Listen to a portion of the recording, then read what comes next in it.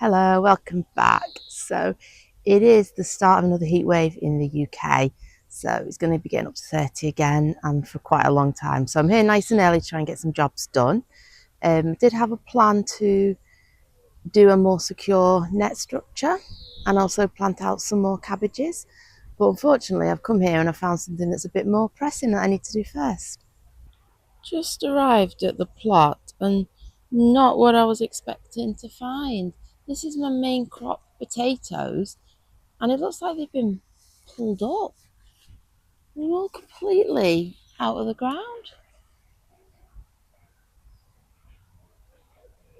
No idea what could have done that. So what I'm going to have to do now is I'm going to have to put them back in the ground and just hope that they'll be okay and they've not been exposed. I'll do a bit of research, but check they've not been exposed to the sun and they're not ruined.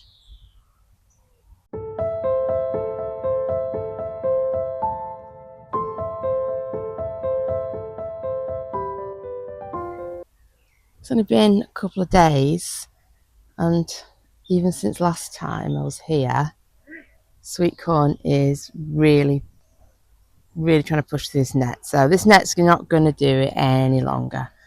So I thought rather than keep every few weeks doing a different makeshift structure, let's try and do something a little bit more secure. It's a bit ambitious, but let's have a go. And here's how it's all looking. So I have started to get some cobs on the sweet corn. Look here, that's what that is there. And over here we've got another one, just like that. This one's a bit more developed, but it's still very tiny. Amazing. And the pumpkin that I was so worried about, must have been the feed I gave it. Look at this now, this is all one pumpkin. So I did say they spread very far. You can see, there you go, the pumpkin just there. Wow, amazing. In fact, actually this is two that have kind of meshed together, but that's fine, there's plenty of room for them to spread out. Now let's take these ones out. They weren't in very secure anyway.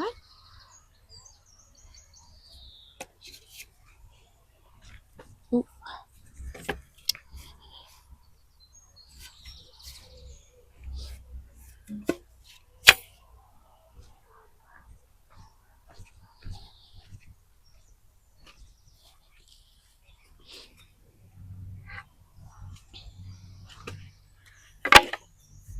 Well, let's dig a hole for the new ones.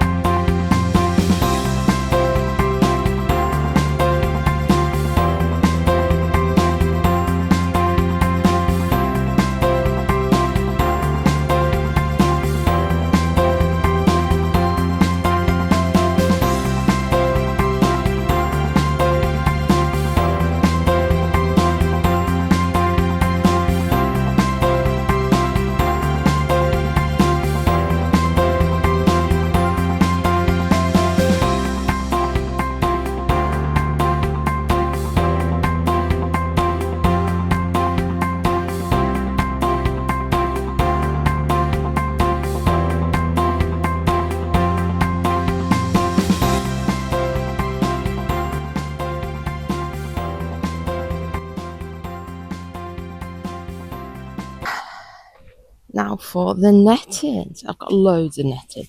Did want to try and put some wood across there, but I don't have as much at the moment. So let's just see how secure it is with the netting on. Let's see.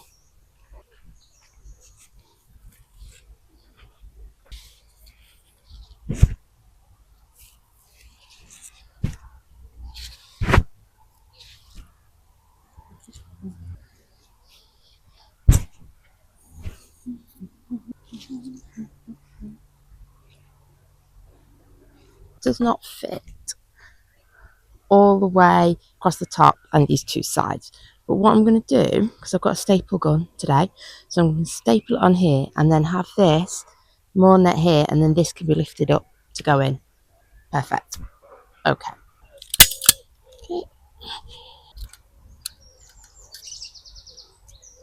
So try and get as nice and tight as possible. Like so. That's perfect. I'm liking this.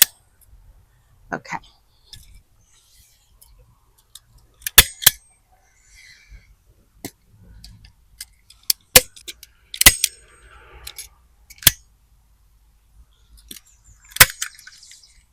Staples have run out. Let's see if we've got any more.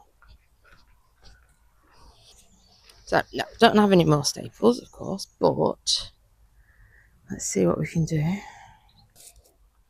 If in doubt, garden canes. So I bought more garden canes because I knew I needed them. They're not very tall because they're for mainly the tomatoes, but let's see what we can do. Again, this is only until I can get or bring some more staples. I should have some at home.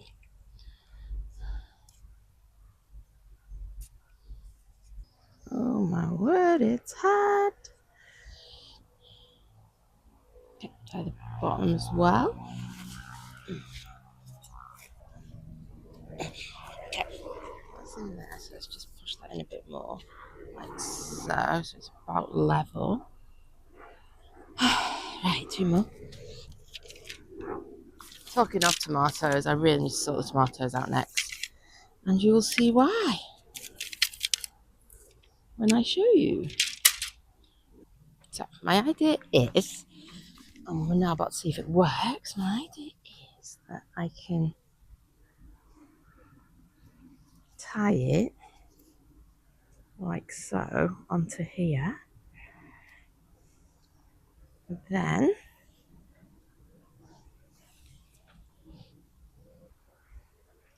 just making sure it's tight enough is the thing. So I'll have to. So there we go.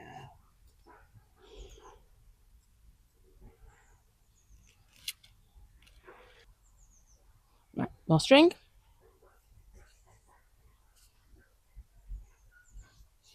Oh yeah, it's covered it up. Great. Right, let's put this under the brick.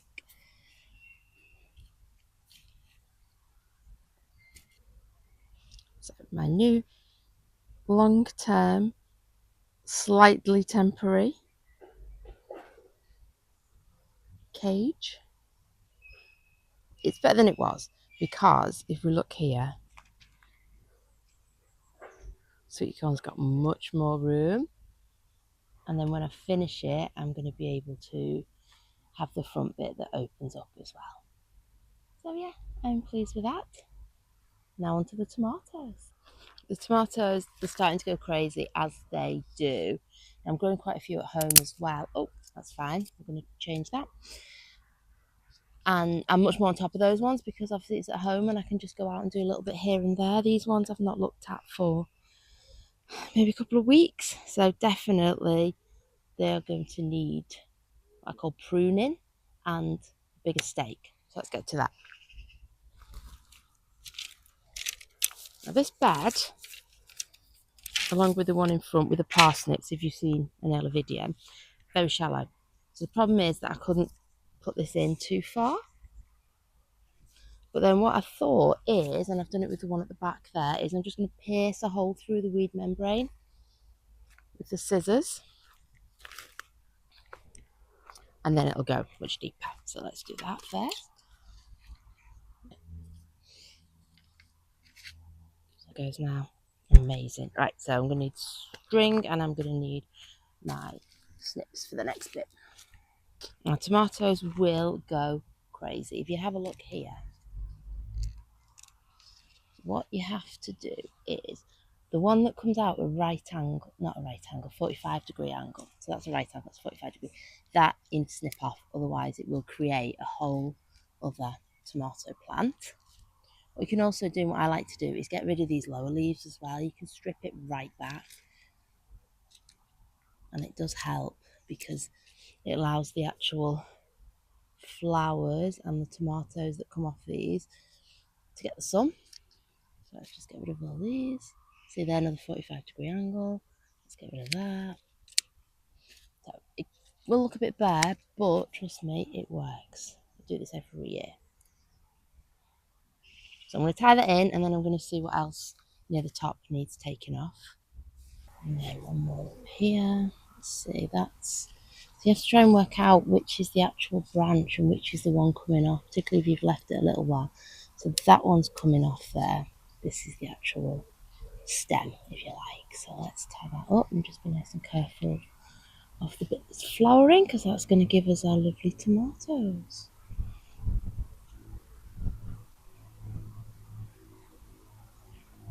There we go, brilliant. And then let's have a look up here. Leave the top bit, that's still growing. I'll just take off maybe another couple of branches. Take that one off. And that one. Oops. And that one. There you go. So yeah, it does look very bare, but trust me, like I say, that's the bit we want. Let's do this one here.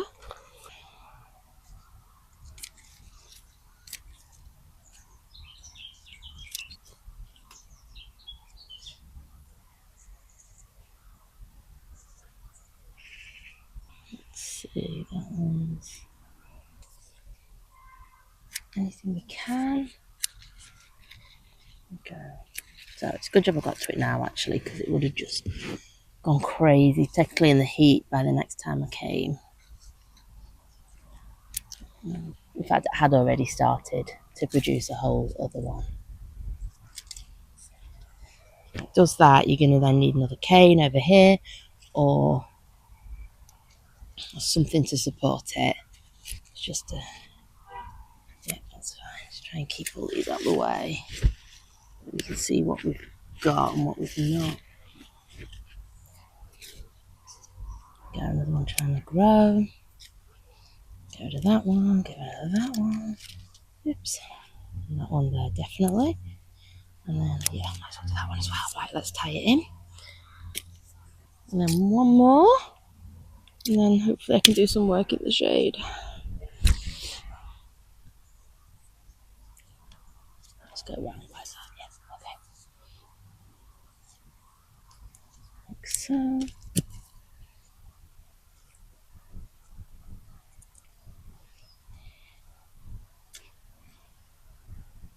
Again, you can see the flowers starting to come here.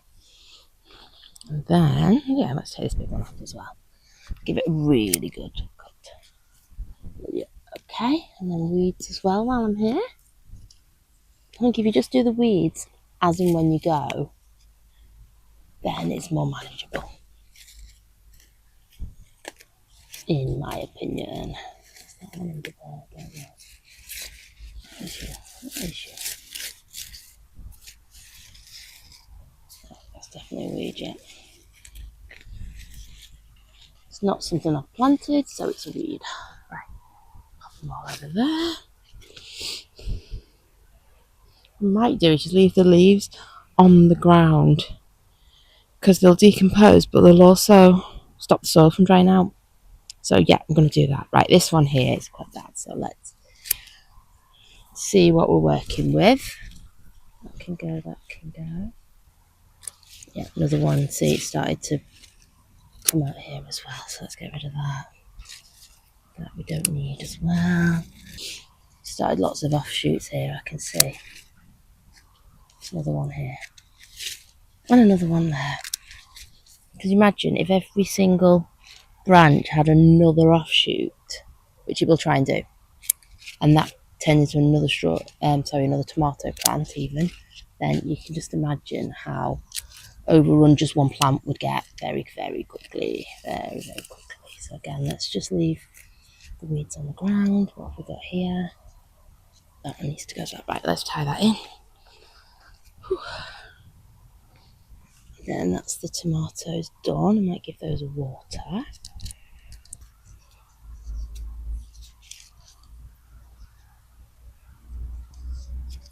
And then it's this bit here that's carrying on, if you can see. But I'm going to let that grow a little bit more and then it'll soon become apparent. Right, so tomatoes looking a lot better. So you can see it's looking very bare now. But the important thing is this bit just here. Okay, that's going to flower and that's going to turn into our tomatoes. Same with this one, it's already started to flower, if you can see there. Amazing. Okay.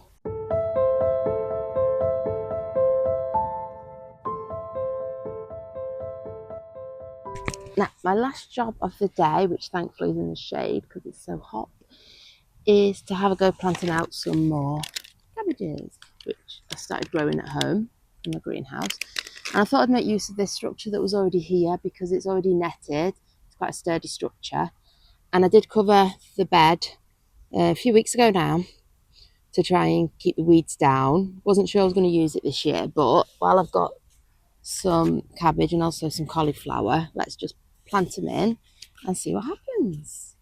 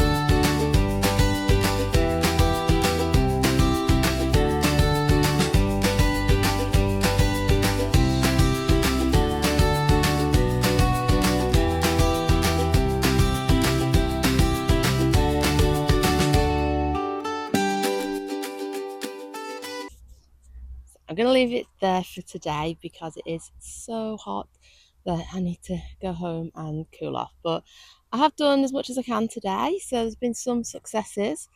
I've managed to rebuild my cage for I can't talk anymore. Rebuild the cage for the sweet corn and the pumpkin and plant out some more cabbage and cauliflower and give everything a good water and prune the tomatoes. They're looking good and tie them up. The only fail really, I suppose, is the potatoes, my main crop potatoes that have been pulled out, which was very, very disheartening and frustrating. But that's all part of allotment life. You're going to have wins, you're going to have fails, you're going to have losses, but you just keep going. So join me next time if you want to see what I get up to down at the allotment. See you later.